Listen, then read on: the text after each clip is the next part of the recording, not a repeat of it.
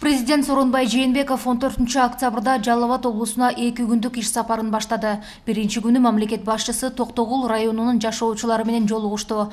Аларга аймактык өнүктүрүү мамлекеттик саясаттын негизги багыттары жана максаттары жөнүндө айтып берди.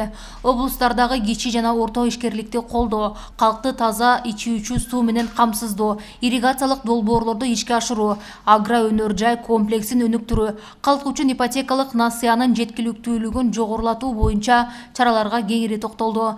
Жергиликтүү тургундар таза суу, электр энергияга тарифтер, жолдорду, мектептерди, медициналык жана спорт объектилерин куруу жана оңдоп түзөө, социалдык төлөмдөр, жер тилкелеринин жетишсиздиги, жерди трансформациялоо маселелерин көтөрүштү. Мындан тышкары алар мамлекеттик башчысына жеке мүнөздөгү, анын ичинде жазуу түрүндө дагы суроолору менен кайрылышты. Токтогул районунун жашоочуларынын суроолоруна Сооронбай Жээнбеков жана ошондой эле тиешелүү министрликтерден жана ведомстволордун жетекчилери жооп беришти.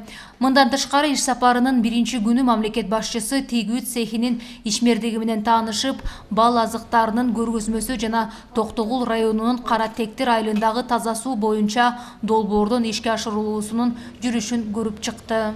Абдан жакшы жолугушуу болду. Чоң рахмат сиздерге. Бай ишенип, тартынбай, мына биздин элибиздин жакшы үчүн биз ачык элбиз да, эч качан тартынбайбыз, баарын айтабыз. Biz uşu menen Buda kalasa önüp ketebиz. Биздин баарыбыздын сыртыбызда, ичибизде жок.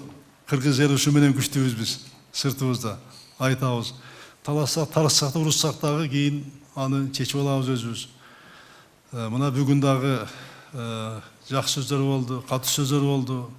Мына ачуу сөздөрдү уктум. Ар бийликтин бутактарына айтылган сөздөрдү.